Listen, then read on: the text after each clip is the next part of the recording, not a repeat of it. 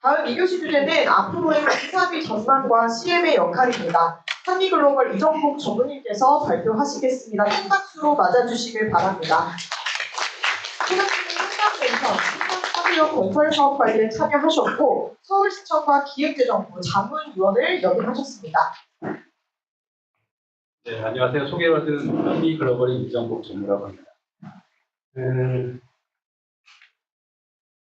일단 저희 해당되는 부분 쪽에 대해서 목차를 보시면 이제 조합이 과연 보호를 받고 있는가, 그리고 시공사 선정을 어떻게 하고 시공사에 해당되는 거의 선정 시기, CMPM의 효과에 대해서 저희가 설명합니다. 먼저 이제 우리 조합이 과연 이 건설 사업에서 보호를 받는가에 대해서 한번 보자. 이 사업을 하기 위해서는 클라이언트는 싸게 좋은 제품을 그 다음에 빠르게 더 좋게 받아야 될 그런 권리가 있다고 생각합니다. 하지만 이 정비 사업에서 계속적으로 이게 나오는 게 지금 원자재 가격 상승뿐만 아니라 모든 사업에 해당되는 부분 중에 문제점이 계속 발생을 하고 있습니다. 물론 해당되는 부분 중에 이런 문제의 가장 큰 원인은 원자재의 상승이나 각종 불안감 그리고 금융비에 대한 증가 부분이 있습니다. 근데 이런 부분 쪽에 대한 거를 사실 우리가 발주자 우리뿐만이 아니라 거기에 같이 참여하는 시공사 쪽도 같이 이 부분에 대해서 한번 고민하고 들어가야 되는데 사실 지금 대다수에 해당되는 시공사들은 이 책임을 우리 조합이 발주자한테 다 떠있는 상태에 있다고 말씀드릴 수 있습니다. 사실 우리 정비 사업은 기울어진 운동장이 있는 상태죠. 사실 우리 발주처는 이 부분에 대한 내용들을 정확하게 판단할 수 있는 능력이 사실 없습니다. 반면에 시공사는 수많은 엄청난 그 조직에 해당되는 부분에 해당되는 기술자와 공사비를 분석할 수 있는 능력, 거기에 법무법인이라는 막강한 힘을 가지고 조합에 해당되는 부분 쪽에 대한 이용들을 합니다. 그렇기 때문에 사실 법적 분쟁이 발생을 하거나 문제가 생기면 거의 대부분은 이 조합인 발주처가 지게 되어 있는 상태일 수밖에 없습니다. 건설사업은 공상이목이라고 합니다. 즉, 우리는 시공사를 보면 다 됐다고 생각해요. 아, 이제 정말 고생 다 했다. 이제 알아서 다 끝내주겠지. 이렇게 생각하지만 시공사 입장은 다릅니다. 이제 시작입니다. 지금서부터 과연 공사비를 어떻게 하고 어떻게 해서 우리의 사업의 이익을 최대한도로 가져갈 수 있는가를 찾는 것이 시작입니다. 그렇기 때문에 사실은 우리로 보면 끝이라고 생각하지만 시공사의 입장에서는 스타트일 수도 있습니다. 우리가 그 말을 바가지를 쓰지 말아야 된다고 이야기를 하죠. 그러려면 해당되는 부분에 정가라는 것을 알아야 됩니다. 근데 건설 산업에서는 정가라는 것이 없습니다. 그러니까 이거는 두 개에 해당되는 부분에 동일한 연면적에 해당되는 부분을 저희가 AI에 해당되는 부분과 그 옆에 그거는 그 강남의 그 압구정동에 있는 그 개별이아 백화점이 해당되는 그 명품 샵식으로 해가지고 그 설계안으로서 뽑은 겁니다. 여기에 해당되는 부분에 똑같은 아니지만 이 공사비는 2.5배의 차이가 발생합니다. 즉 동일한 연면적과 동일한 층수에 해당된다 하더라도 각 사업지에 따라서 공사비의 비중이 다릅니다. 또한 해당되는 위치가 어디냐 그리고 우리가 공사하는 시점이 어디냐에 따라서도 공사비가 다 다릅니다. 따라서 이 부분에 대한 공사비는 여러분들이 다나와나 이런 데서 찾을 수가 없습니다. 쿠팡에서도 찾을 수 있는 것이 아닙니다. 그렇기 때문에 이런 부분 쪽에 대한 것들을 알아야 되는데 문제는 우리 조합 프로젝트는 근본적으로 문제가 있습니다. 첫 번째는 조합 집행부가 전문성이 없습니다. 두 번째는 조합의 운영비가 없습니다. 우리가 조합을 만들기도 힘들습니다. 추진위원회 단계에 해당되는 분의 업무를 수행하는데 그 자금을 누구도 빌려주지 않습니다. 또한 어쩔 수 없이 해당되는 부분에 자금을 가지고 있는 시공사 주도로 사업을 진행할 수밖에 없습니다. 네 번째는 뭐냐면 조합원의 눈높이는 계속적으로 높아지고 있습니다. 여러분들 아시다시피 제한하는 부분에 뭐만 하면 요즘 무슨 위에 뭐 스카이 브릿지를 든다든지 이런 식에 해당되는 부분 쪽으로 과도한 공사비가 들어갈 수 있는 부분 쪽에 대한 설계안들이 요즘 많이 나오고 있고 인근에 그런 단지가 그런 것을 개발한다고 그러면 우리도 이걸 해야 된다고 생각하는 이런 문제점이 발생하고 있습니다. 또 하나는 이제 인구가 점진적으로 감소를 하고 있다는 부분입니다. 이제 우리는 사방팔방에 아파트를 짓고 진행을 하고 있지만 결국 우리 아파트를 졌을 때 나중에 여기가 분양이 되고 입지가 됐을 때 과연 우리에 해당되는 부분 중에 대한 이 부분을 처리가 될 것이냐. 또한 시공사가 과거처럼 공격적으로 들어오지 않습니다. 해당되는 부분에 요즘은 시공사들도 리스크에 해당되는 부분 쪽을 많이 따지기 때문에 과거처럼 그렇게 공격적으로 여러분들은 제안해 주지 않습니다. 또한 지역마다 다르겠지만 임대주택 기부 채납 각종 규제로 해서 사업에 해당되는 사업형은 계속적으로 저하되고 있습니다. 마지막으로 아까도 잠깐 이야기했지만 고분 마감제 그리고 커뮤니티 조경 이런 부분이 발생합니다. 해당되는 부분에 뭐 단지마다 다르지만 뭐 수영장을 넣는다든지 이런 부분 쪽에 대한 것이 불필요하게 들어가 있고 이거에 해당되는 부분이 결국은 우리의 관리비, 운영비가 들어가는 부분과 함께 공사비가 들어가는 원인이 되는 거죠. 자, 그러면 시공사 선정서부터 한번 생각해 보겠습니다. 자, 과거에 해당되는 부분 쪽과 우리가 공사비가 싸질 거야 이런 기대 버리셔야 됩니다. 이미 공사비에 대한 급등은 이제 트렌드로 접목이 되어버렸습니다. 시공사가 옛날처럼 우리 해당되는 부분 쪽에 맞춰서 과거에는 여론이나 이런 부분을 생각해서 봐주거나 이런 거 지금은 없습니다. 왜? 시공사도 살아야 되거든요. 지금은 시공사도 손해난 거와 관련된다 하면 무조건 소송으로 들어갑니다. 자, 건설 공사비에 해당되는 지수 현상을 보면 10년 동안 건설 공사비가 1.5배 평균적으로 다 늘어났다고 하지만 실질적으로 비교를 해보면 거의 다 2배씩 이상 늘어났습니다. 이상하다. 건설 지수는 1.5배가 늘었는데 왜 모든 항목들의 공사비가 다 2배씩 늘어나느냐. 이거는 뭐냐면 우리들의 눈높이가 높아지는 겁니다. 즉 건설 공사비가 올라가는 만큼 또한 우리들의 눈높이도 똑같이 늘어나기 때문에 10년 동안 실질적으로 2배 이상 다 늘어났습니다. 그래서 공사비 지수와 현실 공사비 사이에 보정이 필요합니다. 즉 아까 얘기한 것처럼 지금 해당되는 물가 상승이 요것밖에 안 됐기 때문에 이것밖에 안 주겠다고 이야기하다 보면 안 맞는 겁니다. 왜? 우리는 아까 이야기한 것처럼 처음 분양했을 때와 준공했을 때의 시점에 해당되는 트렌드의 변화를 맞추는 설계 병력이 진행됐기 때문에 그만큼에 대한 비용이 실질적으로 수정 보완이 되어야 되는 겁니다. 시공사 입찰에 대해서 설명을 드릴게요. 보통 시공사 입찰을 할 때 우리가 총액 입찰이라는 게 있고 내역 입찰이라는 것이 있습니다. 우리가 모든 건설 공사는 원래 내역 입찰이 기준입니다. 내역 입찰이라는 건 뭐냐면 설계가 다 되고 거기에 맞춰서 물량이라는 걸 다 뽑고 거기에 단가라는 것을 입혀서 금액을 뽑는 것이 내역 입찰입니다. 하지만 우리 재개발, 재건축과 같은 정비 사업은 총액 입찰로 거의 대부분 나갑니다.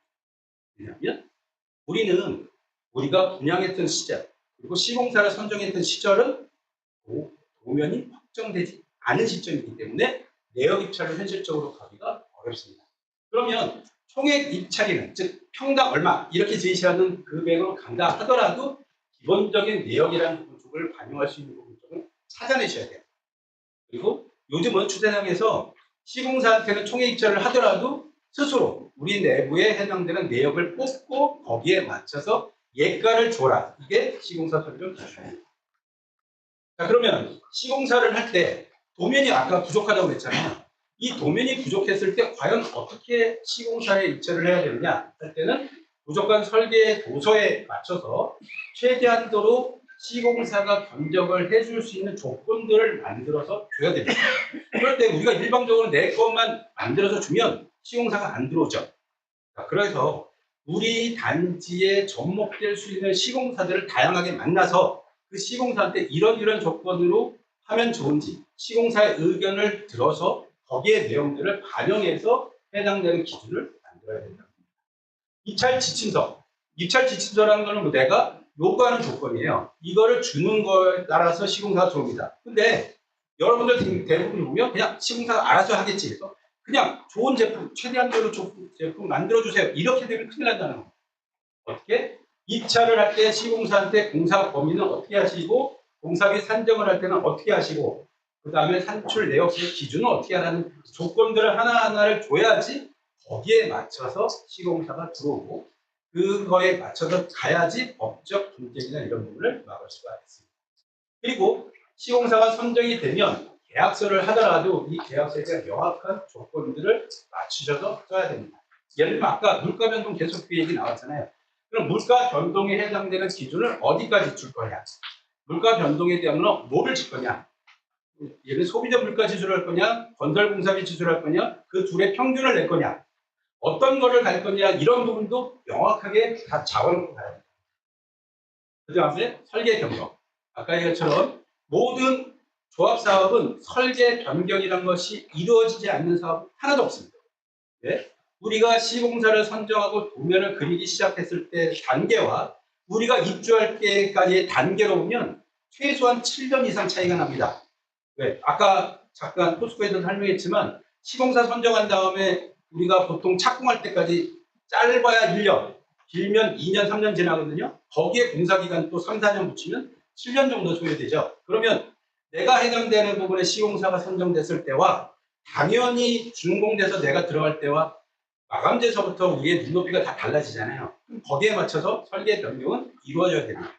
그럼 이 설계 변경이 발생했을 때 공사비는 어떻게 분쟁을 따질 거냐, 이런 부분 쪽에 대한 것도 명확한 기준들을 설정을 하셔야 된다는 거예요. 이런 기준 없이 그냥 시공사가 나중에 제시한 대로 그냥 가면 아까 얘기했처럼 나중에 항상 그 불만의 요소들이 발생합니다. 자, 그럼 이제 시공사 선정식이에요. 시공사를 선정하는 방법은 세 가지가 있습니다. 첫 번째는 뭐냐면 우리가 조합이 설립되자마자 바로 시공사를 뽑는 방법이 있어요. 이 방법에 해당되는 부분이 과거에는 맞지 않다고 생각합니다. 근데 지금은 저는 한편으로 그게 맞다고 생각하기도 해요.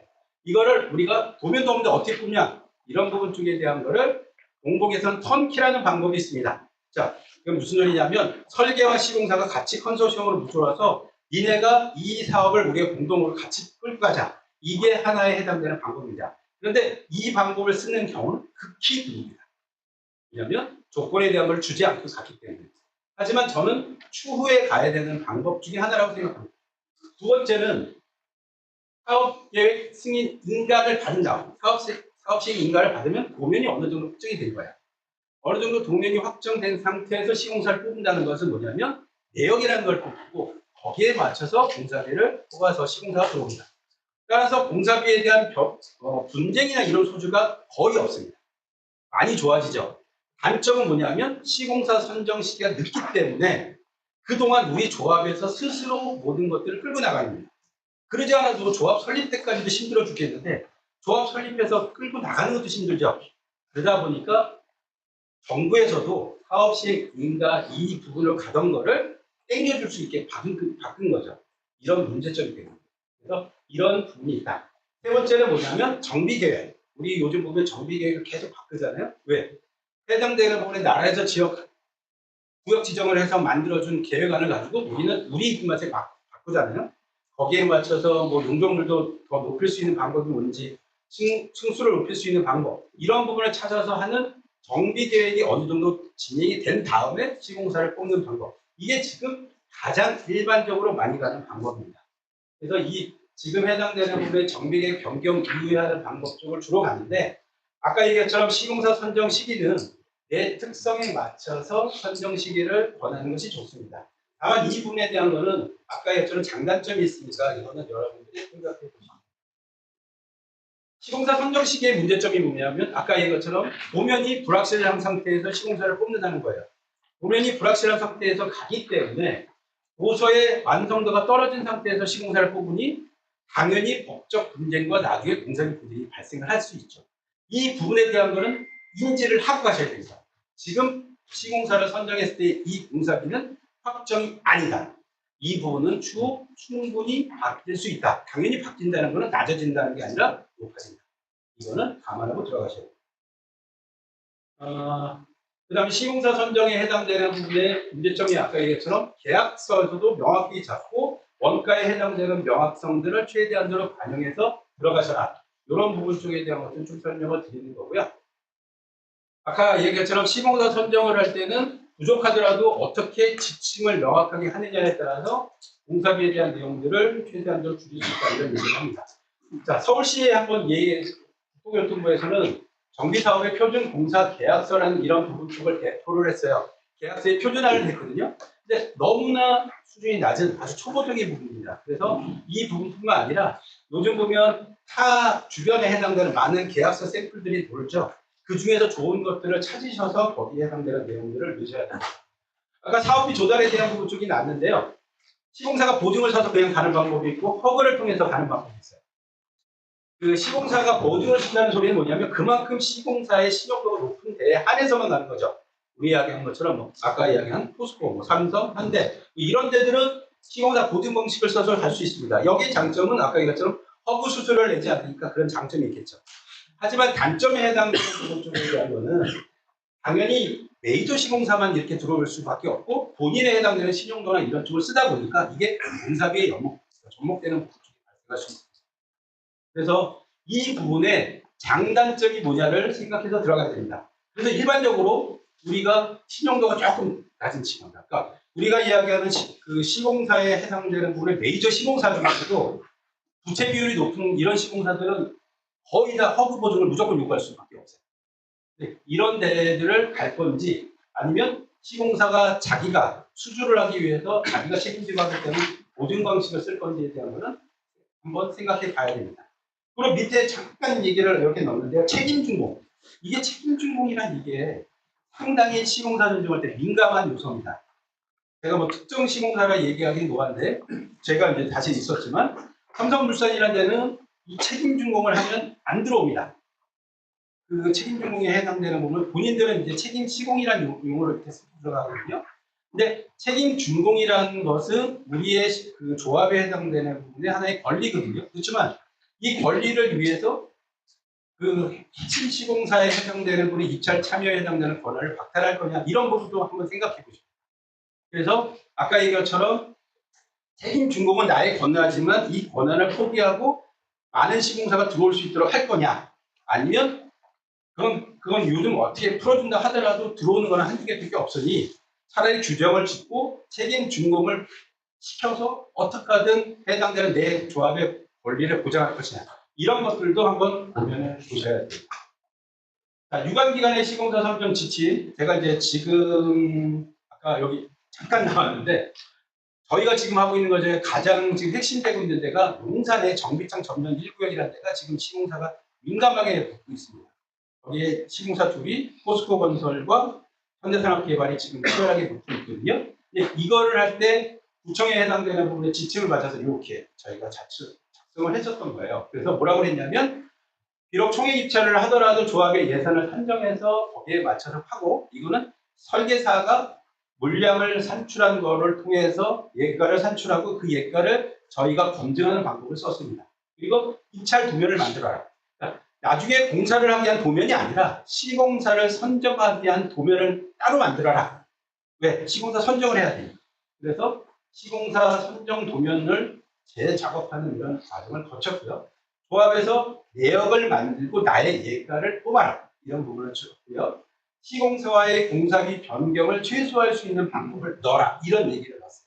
이게 4번에 해당되는 부분 쪽에 민감한 부분입니다. 그러니까 시공사와 공사비 변동하는 걸 최소화시킬 수 있는 방법이 뭐냐. 그래서 저희가 해당되는 부분 쪽에 대한 걸 뒤에 이제 적용을 시킬 건데 여기는 이제 시공사가 이제 현대건설이 수의 계약을 했던 프로젝트죠.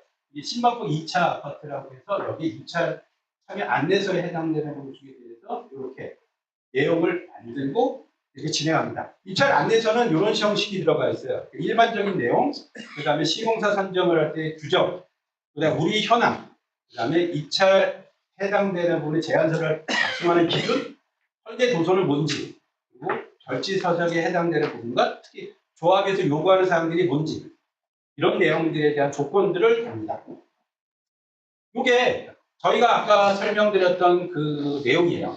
이게 뭐냐면 아까 얘기했던 정비창 전면 1구역에 해당되는 예인데요. 이거를 설계사무소에 해당되는 부분에 우리 예가를 뽑으러 갔더니 마감재가 뭐였냐면 LH공사, SH공사의 마감재를 기준으로 해서 가져왔습니다. 왜냐하면 해당되는 부분의 마감재의 표준 단가는 지금 공공에 나와 있는 우리 임대주택에 해당되는 그 기준으로만밖에 자기네들이 선정이 안 되기 때문에 가져온 거예요. 근데 이대로 가면 나중에 가서 다 바뀝니다. 그래서 저희가 어떻게 되냐면 해당되는 부분에 기준 안에 해당되는 마감재, 그러니까 예를 들면 이 정도는 뭐 수입품이나 국산에 해당되는 부분에 뭐 내용들을 정리를 해주고 단 거기에 대한 단가를 적어줬어요. 그래서 어떻게 되냐면 이 제안한 두 개 중에 하나를 써도 되고 아니면 이거보다 더 좋은 제품을 제안해도 된다. 단가는 예를 들면 주방기구에 해당되는 부분에 싱크볼이다. 그럼 이 세트는 하나당 65만 원으로 난 제시를 한다. 지금 시점. 그래서 만약에 이 제품을 안 쓰고 다른 제품으로 써서 바뀌게 된 것이 만약에 75만 원짜리다. 그러면 10만 원을 우리 더 얹어주겠다. 제품에 해당되는 부분으로만 가게 되면 나중에 가서 또 제품을 바꿨을 때 단가 싸움이나 이런 문제가 생겼기 때문에 비고란에 이거에 해당되는 최소 기준 금액은 이 정도 금액으로 찾거나 이런 식으로 세트를 다 정리를 해줬습니다. 이런 식으로 최대한도로 시공사의 나중에 법적 분쟁이나 나중에 공사비 분쟁이 생기지 않는 요소들을 넣어주도록 하는 내용이 되어 있습니다. 앞에까지 이렇게 좀 설명을 드렸고요. CMPM에 대해서 좀 설명을 드릴게요. 이게 저희 회사는 PM이라는 용어를 씁니다. 저희 한미글로벌은 CM이라는 용어를 안 쓰고 PM이라는 용어를 쓰는데 그 이유는 뭐냐면 CM이 과거에는 감리와 CM으로 이렇게 구분됐었잖아요. 근데 공공에서는 감리라는 용어를 안 씁니다. 이제 선정할 때 CM이라고 해요. 그러다 보니까 저희는 CM이 아니라 이 기능은 PM이다. 그래서 저희는 PM이라고 요구하는데 이 정비 사업에서 PM은 저희가 얘기하는 PM하고는 다르게 사업비를 만들면서 진행하는 이런 역할을 하는 컨설팅사를 PM으로 합니다. 그래서 저희는 지금 상황에서 원래 PM이라고 하지만 저희는 CM이라고 얘기를 좀 드리면서 설명합니다. 그 CM의 기능에 대표적인 거는 무엇보다도 공사비에 대한 관리, 사업비 관리가 제일 중요해요. 그리고 설계 변경을 최소화시킬 수 있도록 마련하는 것, 상품에 대한 관리가 제일 중요하다고 생각합니다. 그러면 CM사는 어떻게 뽑느냐? 일반적으로 CM에 해당되는 거는 조합에서 한 2개에서 4개사를 후보자를 선정을 해가지고 대의원에서 선정하고요. 대의원에서 이 중에서 최대 득표를 통해서 1개사를 뽑는 선정하는 방법은 기술 제한이 있고 적격 평가라는 게 있거든요. 기술 제한이라는 거는 뭐냐면 평가표가 다 필요 없어요. 그냥 제안서를 가지고 발표를 하면 그 중에서 제일 잘하는 업체를 뽑는 게 기술 제한입니다. 근데 기술 제한의 가장 큰 단점이 뭐냐면 그게 사실은 맞긴 한데 우리가 보면 짬짬이로 해서 이사회 몇 명 사람들이 그냥 이미 업체를 그냥 뽑아버릴 수 있잖아요. 우리 듣지도 못해요. 그렇기 때문에 대다수의 조합에서는 적격 심사라는 것을 합니다. 그래서 배점표를 만들어서 뽑는 과정을 거칩니다. 그리고 PM은 인당 단가, 사람이 얼마에 따라서 금액으로 맞추고 배점표를 이런 식으로 맞습니다. 일반적으로 배점표에 해당되는 샘플을 주면요. 첫 번째는 회사가 규모가 어느 정도인지, 이 회사가 자본금은 어느 정도인지, 기술력은 어느 정도를 가지고 있는 인원을 가지고 있는지, 회사의 뭐 책임적인 능력은 얼마나 있는지, 실적은 얼마나 있는지 이런 내용들을 전반적으로 평가를 하고요. 그 다음에 우리한테 제안을 했을 때 우리 단지에 대한 이해도가 얼마나 높냐, 우리한테 어떤 효과를 제공해 줄 수 있느냐 이런 부분 쪽을 봅니다. 예를 들면 어떤 단지 같은 경우는 뭐 요즘 초고층으로 하는 게 50층 이상을 짓는 그런 사업지 같은 경우는요. 초고층 수행 실적을 뭐 몇 건을 넣느냐 이런 것들을 넣는 경우도 있고 그 다음에 뭐 원가 절감을 몇 건을 했느냐 이런 얘기를 하는 것도 있고 이런 각 요소들을 씁니다. 가격에 대한 거는 뭐 평가마다 다른데 보통 보면 한 20% 정도를 해가지고 많이 배정해요. 뭐 정비 사업의 진행 프로세스는 참고해서 넘어주면 되고요. 저희 회사가 했던 내용에 잠깐 하나만 제가 직접 했던 거기 때문에 말씀을 한번 드릴게요. 여기는 그 국제 빌딩 주변 4구역이라고 하는 데인데 여기는 옛날 용산 참사가 일어났던 데입니다. 용산 참사가 일어나서 그 당시에 그 임대인이죠. 우리 임차인들이 불법으로 해가지고 안 나가고 있기 때문에 강제 진압을 하다가 사고가 나서 4명이 그때 죽었고 경찰관이 1명이 죽었어요. 그 바람에 여기에 해당되는 시공사로 참여했던 삼성물산을 포함한 3개사가 자금을 대다가 결국은 포기하고 나갔습니다. 그 시공사한테 대여해서 진행했던 비용이 2,500억이었습니다. 그래서 여기에 해당되는 부분에 그 비례율이 50%가 안 됐어요. 이 사업지에 해당되는 부분에 비례율이 안 되는데 그 해당되는 부분 쪽에 대한 것을 변경을 하고 노력을 해서 최종적으로는 134%의 타결을 받습니다. 근데 그렇게 볼 수 있는 거의 가장 큰 원인은 사실은 뭐냐면 사업이 안 되니까 이 부분에 대해서 주거 비율을 높였습니다. 거기 해당되는 오피스텔에 해당되는 부분 쪽을 주거로 바꿔서 하는 것으로 변경을 해줬고요. 이렇게 정비계획 변경을 하면서 바뀌었거든요. 그래서 제가 아까 얘기한 것처럼 사업의 핵심의 첫 번째가 정비계획 변경입니다. 어떻게 정비계획을 변경하냐에 따라 사업성이 얘는 반토막이 났던 게 2배 이상으로 올라갔던 거죠. 그래서 정비계획 변경이 필요하고 정비계획 변경에서 가장 중요한 것은 논리. 이 사업에 어떤 논리를 접할 거냐. 서울시, 여기는 이제 서울시와의 협상인데 서울시와의 협상을 어떻게 갈 거냐. 이런 부분 쪽에 대한 것을 통해서 얻어냈던 내용입니다. 그리고 시공사가 사실은 그 당시에 아까 얘기했던 삼성이라는 데가 나가면서 효성이라는 회사를 뽑았거든요. 왜냐면 시공사가 없으니까. 근데 그 효성이라는 데랑 해서 주변 평당 공사비 대비 10% 낮은 공사비로 해도 사업에 해당되는 부분 쪽을 원만히 다 마무리 져서 지금 현재 용산에서 가장 평당 분양가가 높은 시기의 아파트로 바뀌었습니다. 이상으로 저희가 해당되는 내용들을 한번 설명을 좀 드렸는데요. 혹시 질문 사항이나 이런 부분이 있으면 질문 한 두어 개 받고 끝내도록 하겠습니다. 사전 질문 먼저. 아, 예. 아, 사진 질문. 예. 아, 죄송합니다. 제가 저 질문 중에 사업 시행에 인가 이후에 시공사를 뽑는 게 맞냐는 질문이 나왔는데요. 저희 이런 기술자나 저희 쪽에 봤을 때는 이게 맞습니다. 아까 얘기처럼 사업 시행 인가가 된 다음에 내역을 가지고 뽑는 게 사실은 원리입니다. 원칙. 근데 아까 제가 설명을 드렸잖아요. 그거는 사업의 성격에 따라 다르다. 우리 입지에 따라 다르다. 그리고 이 부분으로 잘 안 간다. 왜? 여기까지 가는 과정이 너무 힘들고 못 가요.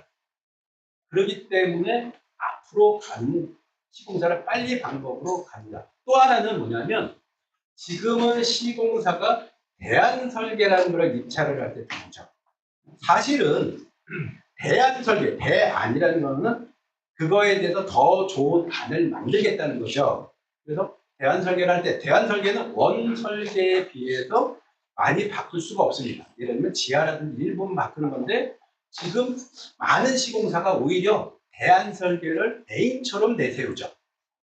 그래서 해당되는 부분에 대안 설계를 할 때 무슨 해외 설계사를 데리고 오면서 하는 것을 좀 화려하게 꾸밉니다.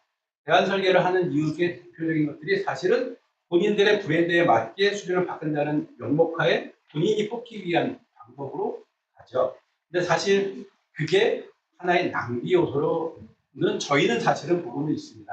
다만 아까 얘기처럼 만약에 어쨌든 시공사를 브랜드에 맞게 뽑아야 된다 그러면 원칙은 이렇지만 차라리 시공사를 앞쪽에 뽑는 게 더 낫고 그 시공사가 들어와서 같이 설계를 진행하는 것이 낫겠다 이런 것도 생각합니다.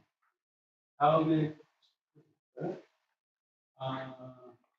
CM이 내부 조직 및 조직 구성이 차이에 대해서 이런 얘기를 해요. 여기 보시면 어느 사업지나 마찬가지입니다. 저 시공사나 이런 쪽도 시공사도 현장 소장이 중요한 것처럼 이 CM은 정말 단장이 중요합니다. 단장의 역량에 따라서 사업지가 많이 이렇게 바뀌거든요. 해당되는 부분에. 그래서 그 단장이 어떤 단장이 들어오냐에 따라 사업에 영향을 많이 미칩니다. 그래서 아까 얘기처럼 이 영향이 사실상 있는데요. 다만 이런 리스크를 줄이기 위해서 저희 같은 경우는 어떻게 하냐면 단장 교육이라는 것을 분기별로 실시하고 이런 내용들에 대한 것을 교육을 시켜요. 다른 단지에서는 이런 일이 있었는데 이때는 이렇게 처리를 했다. 이런 내용들을 통해서 자꾸만 평준화를 시키려고 노력을 하죠. 저희 해당되는 부분을 상향 평준화를 시키려고 노력을 합니다. 하지만 다 인간마다 사람마다 다르고 그때그때마다 다르기 때문에 사실상 저희가 봤을 때 그 현장 단장의 수준에 따라서 사업지에 대한 많은 영향을 미치는 건 사실입니다. 이거는 저희뿐만 아니라 기술력을 제공하는 모든 것이 다 다릅니다. 예를 들면 변호사, 업무법인도 마찬가지고요. 뭐 감정평가나 이런 것부터 시작해서 다 마찬가지입니다. 친환경 쪽에 이런 쪽도 다 마찬가지입니다. 그런 부분 쪽은 여러분들 업체를 뽑을 때 반드시 인터뷰를 하세요. 그 인터뷰를 하시고 내가 지정한 이 사람을 여기에 갔을 때 어떻게 하겠다는 사람을 보고 나서 뽑아요. 그래서 그거는 당연히 그렇게 가시는 게 맞습니다. 나중에 추후에 업체 선정할 때도 반드시 그렇게 해주십니다.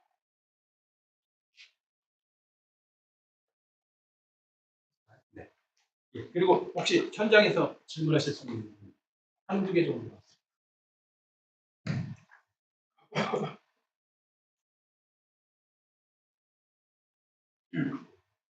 네.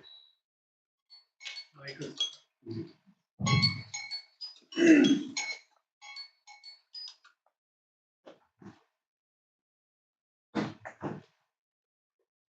강의자로서 감사합니다. 제가 잘 몰라서 그런데요. 시행사고 저희들이 만에 하나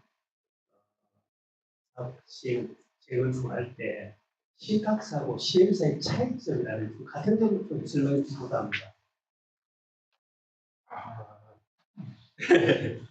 그 신탁사는 금융사입니다.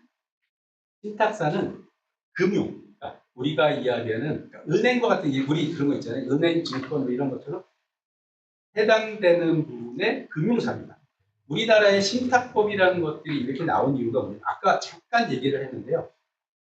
분양을 해서 분양 사기가 나왔어요. 그 대표적인 게 옛날에 굿모닝 시티죠. 동대문에서 굿모닝 시티. 사기 분양 있잖아요. 분양을 해놓고 땅도 없어. 내가 땅을 가지고 있지도 않은데 분양을 하고 나서 내가 그 돈을 모은 다음에 땅을 사서 하겠다고 했다가 사고가 났잖아요. 이런 문제가 생기면서 신탁이라는 것들을 무조건 쓰게 만들어요. 그리고 만약에 네. 사업 시행을 하면 예. 저희들이 신탁사를 선정을 한다고 가정을 하면 네. 신탁사 플러스 시행하고 같이 해야 되네요. 신탁은 그러니까 어떤 우리가 분양이라는 사업을 하기 때는 신탁을 써야 돼요. 그러니까 이게 우리가 선분양이나 이런 부분을 할 때는 다만 신탁사의 기능이 어떤 기능이냐요. 그러니까 뒤에 아마 뒷단계에 나올 텐데 신탁 방식이라는 부분 쪽에 있어요. 그건 개발용 신탁이거든요. 이쪽이 말고 그냥 분양을 하거나 이럴 때는 신탁이란 구조를 통해서 분양을 해야 됩니다. 그냥 법적으로 반드시 써야 되는 그런 단계의 역할, 작은 거에 그런 방식이고요. 방법에 대한 건 달라요. 그러니까 CM가 얘기한 것처럼 CM이라는 거는 컨설팅이거든요. 해당되는 부분에. 그래서 CM은 써도 되고 안 써도 됩니다. 우리가 총회를 통해서 반드시 선정해야 될 게 4가지가 있죠. 첫 번째가 시공사. 이 사업을 가는 시공사. 두 번째는 설계사. 그림을 그려야 되잖아요. 그 다음에 정비사업 전문 관리업체라고 해서 행정을 처리하는 사람. 그 다음에 내 재산과 관련된 간평사.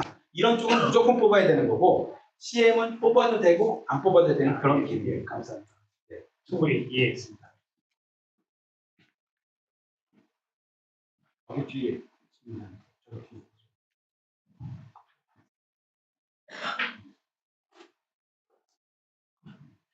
네, 설명 감사합니다. CM에 대해서 그러면 수수료율은 어떻게 되나요?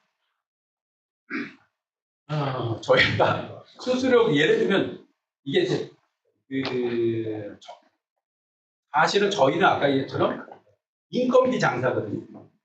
저희 회사의 직원 연봉이 있거든요. 거기다가 저희가 받을 수 있는 간접비, 본사 관리비라는 게 있잖아요. 그걸 얹고 저희의 마진을 붙여요. 그래서 딱 인당 금액이 나오는 거죠. 그럼 그거를 몇 명을 투입할 거냐는 현장의 여건에 달라요. 예를 들면 저희가 많은 기능을 좀 해주십시오라고 하면 사람이 좀 더 많이 들어가겠죠. 그래서 어떻게 하든 시공사를 더 관리를 철저히 해주고 품질을 많이 봐주세요 하면 더 많이 들어가는 경우가 있고 또는 어떤 단지는 그렇게 필요 없어요. 우리는 돈 그렇게 필요 없고 시공사도 있고 감리도 있으니까 그냥 하되 다만 아까 했던 공사비 분쟁이나 이런 걸 막기 위해서 보고에 집중해서 인원을 투입해 주세요라고 하면 거기에 맞게 또 인원을 짜고 그래서 그거는 뭐라고 얘기하기는 어렵습니다. 일반적으로 저희가 그냥 대략적으로 보면 어쨌든 이 사업은 감리라는 게 있기 때문에 감리를 제외하면 저희가 보통 보면 그냥 사업지 일반적으로 보면 공사비 한 1% 정도?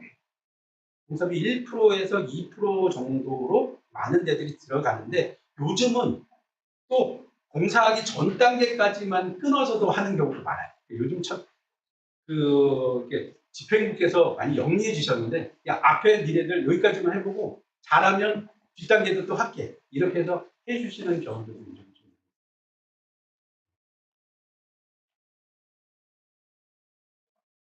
네.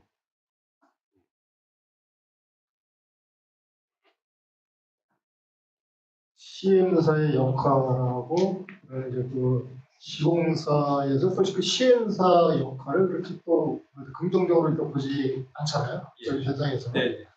그런데 가장 논쟁이 좀 되는 부분이 이제 그 추가 부담금에 대한 이제 적정성 네. 그런 거를 이제 시행사를 통해서 이제 조합 집행부에서 그에 대한 이제 타당성이나 또 법적 근거나 그런 거를 좀 의뢰를 하는데 근데 실질적으로 결론 부분에 가면 그냥 그 시공사고 잘 타협을 해가지고 네. 하는 게 좀 맞다. 그러니까 이제 그런 식으로 CM이 이제 결론된다고 하면 예. 그럼 CM사 선정 이제 그 비용 대비 이게 효과성이 과연 어떻게 되는지 예. 그러니까 그런 부분에 대해서 좀 말씀해 네. 주시죠. 사실 이제 참 이게 제가 얘기를 하지만 이 재건축 재개발 이 정비 사업은 시공사 주도 사업이에요. 저희가 아무리 저희 기능이 있고 저희가 능력이 뛰어나다 하더라도 시공사가 하지 않으면 못합니다. 네. 아까 그랬잖아요. 시공사가 이 사업에 해당되는 부분에 내 사업을 드리고 가는 거니까. 그러니까 일반적인 시행 사업이나 일반적인 다른 사업들은 발주처가 돈을 다 마련을 하고 진행을 하거든요. 그래서 그냥 시공사를 단순하게 그냥 하는데 여기는 그렇지가 않아요. 하는 거에 모든 거에 자금을 실질적으로 시공사가 대고 가기 때문에 시공사의 말을 벗어나고 갈 수는 없습니다. 과거에 우리 둔촌주공 사태 발생을 했었잖아요. 그때 결국은 보면 시공사에 해당되는 건 요거 올려달라는 거 많이 요구를 들어줄 수밖에 없는 됩니다. 저희가 지금 하고 있는 거에 청담동에 롯데가 하고 있는 청담 느엘이라는 데가 하고 있거든요. 거기 시공사의 롯데랑 굉장히 많이 생겼습니다. 그래서 공사를 중단을 시켰죠. 롯데에서. 공사 중단하고 저희랑 엄청나게 저희랑 했지만 시공사가 한 650억 증액 요청인데 최종적으로 저희가 한 500억 타결을 받고 공사기간 증액 요청을 한 거를 그 시공사가 3개월 요청한 걸 2개월로 들어준 식으로 갔거든요. 사실은 저희가 봤을 때 롯데의 일리가 있는 부분이 있어요. 그거 해당되는 왜냐하면 조합에서 진행하면서 마감재를 임의적으로 바꿔서 그게 사업 기간에 영향을 많이 미치는 것들이 발생했거든요. 그래서 저희가 봤을 때 합리적인 부분은 인정을 하는 거. 단 저희가 판단한 부분 쪽에 대한 게 논리적으로 맞지 않다고 그러면 그 부분을 가는데요. 이렇게 보시면 돼요.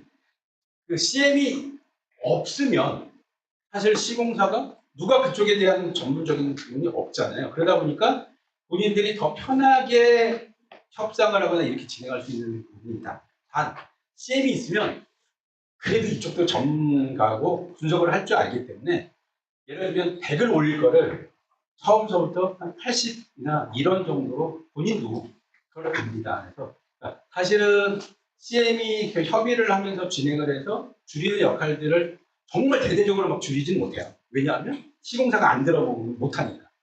그리고 저희도 그걸 생각합니다. 저희가 싸워서 정말 하면은 뭐 할 것 같은데 그게 나중에 아까 얘기한 공사 기간의 중단, 사업 기간 중단, 나중에 입주 차질 이런 거에 문제가 생기지 않아야 되기 때문에 저희가 그런 부분 쪽에 대한 거는 서로 협의하면서 양보하는 과정을 거치죠. 그래서 그 저희가 협의하는 부분 쪽에 대한 과정을 거치는 거에 그런 장점하고 두 번째는 뭐냐면 조합하고 시공사랑 협상을 하게 되면 나중에 조합원들이 항상 그 얘기를 해요. 자, 조합 집행부가 시공사한테 짬짬이 먹어서 뭐 오늘 어떻게 받아서 그냥 니네들 이렇게 간 거 아니냐는 불신하잖아요. 그런 부분 쪽에 대한 거를 그래도 전문가가 명확하게 분석을 해서 이건 아니라는 거를 만들어주는 그런 작업이 있다는 이런 역할이라고 보시면 됩니다. 질의는 예. 여기서 마치고 네, 알겠습니다. 네. 감사합니다.